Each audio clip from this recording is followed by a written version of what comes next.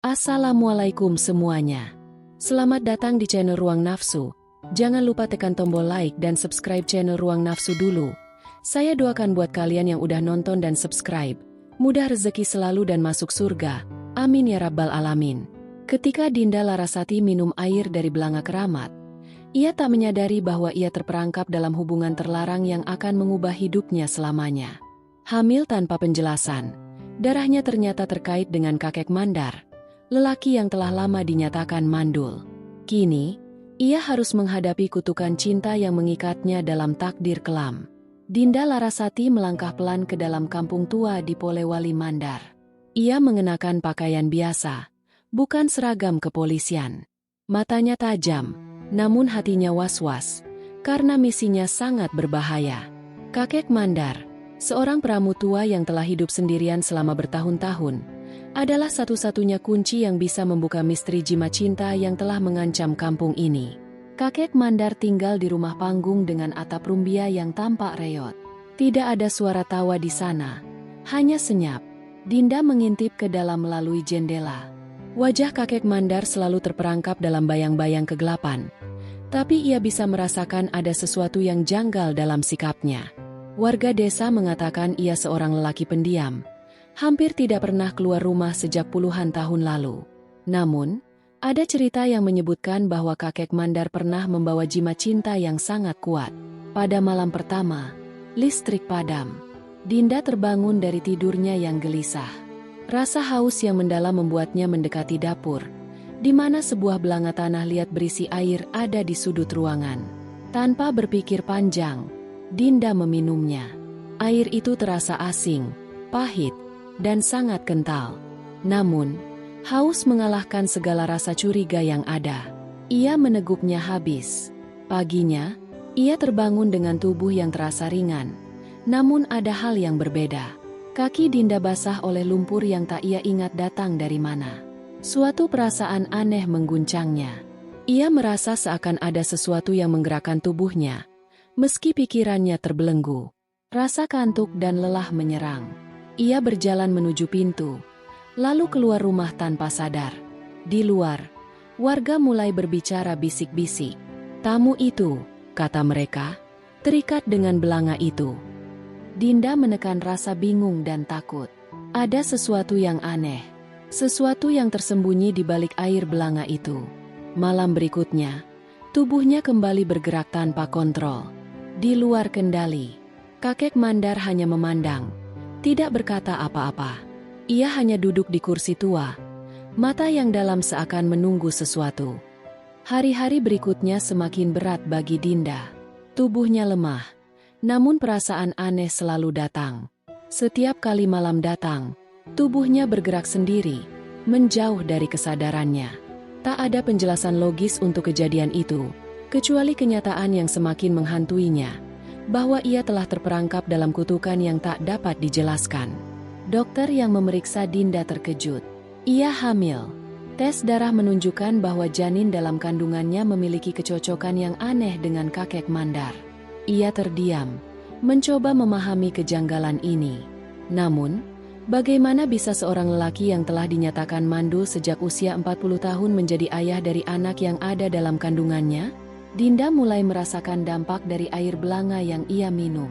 Setiap malam, ia merasa ada kekuatan yang menguasainya. Tubuhnya bergerak tanpa kehendak.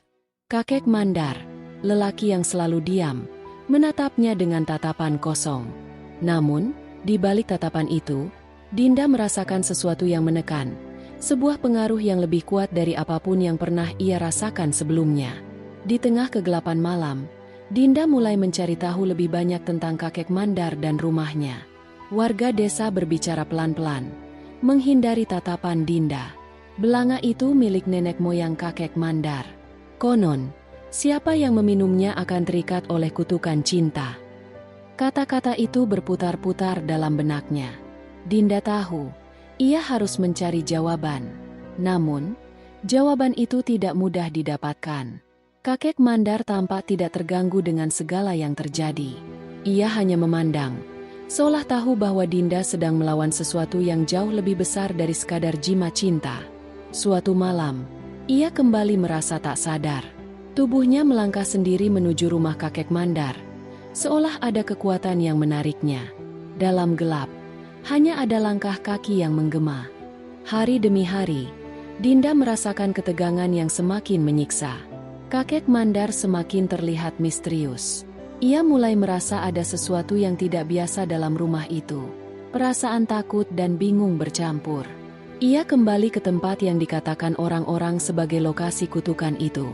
Tersembunyi di balik semak-semak, sebuah batu besar yang dihiasi simbol-simbol aneh berdiri tegak. Ada sesuatu di dalamnya. Ia merasakan ada jawaban di sana. Dengan rasa cemas, Dinda membuka peti tua yang tersembunyi di bawah batu tersebut. Surat-surat kuno itu mengungkapkan sesuatu yang mengerikan. Ketika darah ini bersatu, kutukan akan terlepas. Kata-kata itu berbicara kepada Dinda, namun ia tak mengerti sepenuhnya. Dar, bersatu. Dengan siapa? Tiba-tiba, tubuhnya terhentak. Kekuatan aneh merasuki tubuhnya, menjeratnya dengan rasa takut yang mendalam. Dinda terjatuh ke tanah, tubuhnya menegang. Rasa sakit datang begitu kuat, seperti ada sesuatu yang ingin keluar. Di sekelilingnya, bayangan kakek Mandar semakin nyata. Kutukan ini tak bisa dihindari, katanya. Suaranya rendah, hampir seperti desisan ular. Dinda berteriak dalam hati. Ia ingin bebas, namun tubuhnya tidak mendengarkan perintahnya. Darahnya berdenyut kencang, dan ia tahu sesuatu yang lebih besar sedang terjadi. Seperti belenggu yang tak tampak, kekuatan itu semakin mengikatnya. Ia terperangkap dalam sebuah siklus yang tak bisa ia hentikan. Di tengah hutan, angin berbisik. Waktunya akan datang. Dinda bangun di pagi hari, dengan perasaan yang berbeda. Rasa sakit itu hilang, namun ada kekosongan yang lebih mengerikan. Ia merasakan sesuatu yang tidak biasa pada dirinya. Perutnya kosong, tidak ada bayi, tidak ada kutukan. Namun, bayangan kakek Mandar masih terasa. Ia tahu, sesuatu yang lebih besar masih ada di balik semua ini. Ia kembali ke rumah kakek Mandar. Namun rumah itu kosong. Kursi tua yang selalu dihuni oleh lelaki itu tergeletak begitu saja. Dinda melangkah ke dalam, menyusuri ruang yang penuh dengan kenangan. Tidak ada lagi suara. Tidak ada lagi kehadiran kakek Mandar. Tiba-tiba, ia mendengar suara berat. Kutukan ini tak berakhir. Suara itu datang dari bayangan di sudut ruangan. Dinda berbalik, namun tak ada siapa-siapa. Semua yang ia hadapi kini adalah kenyataan yang jauh lebih menakutkan dari apa yang pernah ia bayangkan. Dengan setiap langkah, Dinda tahu satu hal, kakek Mandar tidak pernah meninggal. Ia masih ada, di tempat yang lebih gelap, lebih tersembunyi, menunggu untuk melanjutkan kutukan yang tak pernah berakhir. Dinda Larasati meninggalkan kampung tua Polewali Mandar dengan langkah berat. Ia tidak lagi sama.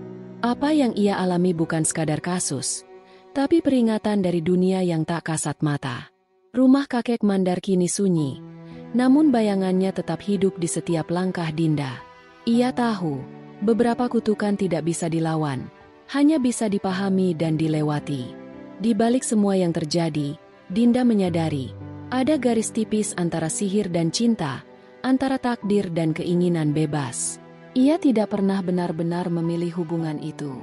Tapi kini, ia harus menanggung bekasnya. Dan mungkin, seperti belanga itu, beberapa rahasia memang lebih baik tak disentuh. Namun pesan moral yang dapat kita ambil dari cerita ini yaitu, jangan pernah meremehkan kekuatan yang tersembunyi di balik tradisi, dan jangan bermain-main dengan hal yang tak kamu pahami. Setiap pilihan membawa konsekuensi, dan cinta yang dipaksakan hanya akan melahirkan kutukan. Kadang, yang tampak tua dan lemah bisa menyimpan kekuatan yang jauh lebih menakutkan dari senjata apapun.